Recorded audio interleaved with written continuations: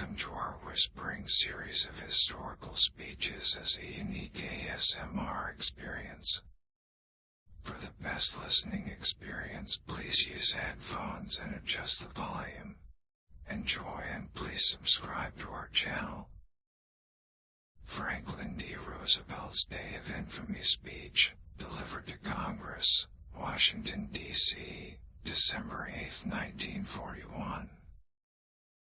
Yesterday, December 7, 1941, a date which will live in infamy, the United States of America was suddenly and deliberately attacked by naval and air forces of the Empire of Japan. The United States was at peace with that nation, and, at the solicitation of Japan, was still in conversation with its government and its emperor looking toward the maintenance of peace in the Pacific. Indeed, 1 hour after Japanese air squadrons had commenced bombing in Oahu, the Japanese ambassador to the United States and his colleague delivered to the Secretary of State a formal reply to a recent American message.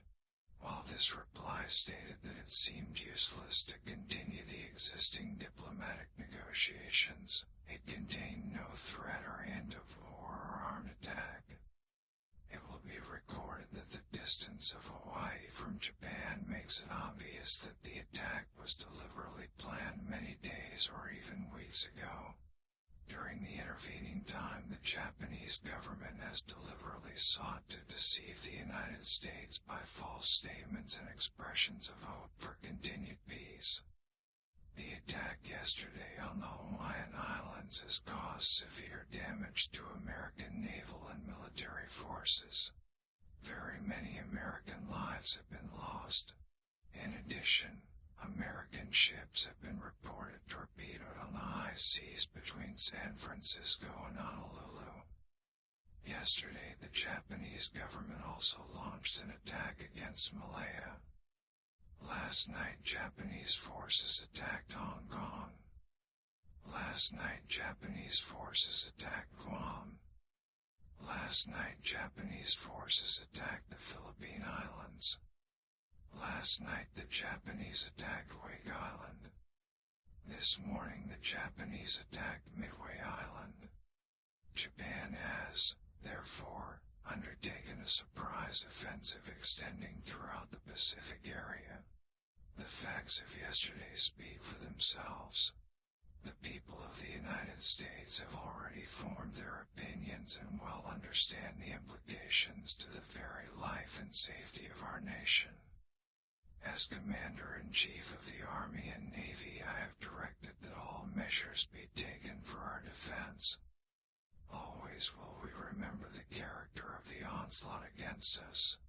No matter how long it may take us to overcome this premeditated invasion, the American people, in their righteous might, will win through to absolute victory.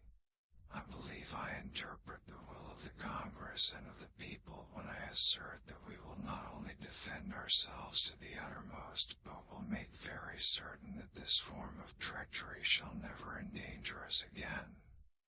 Hostilities exist. There is no blinking at the fact that our people, our territory, and our interests are in grave danger. With confidence in our armed forces, with the unbounded determination of our people, we will gain the inevitable triumph, so help us God. I ask that the Congress declare that since the unprovoked and dastardly attack by Japan on Sunday, December 7th, a state of war has existed between the United States and the Japanese Empire. Thanks for listening to this historic clip. Please check out our other videos and remember to subscribe to our channel.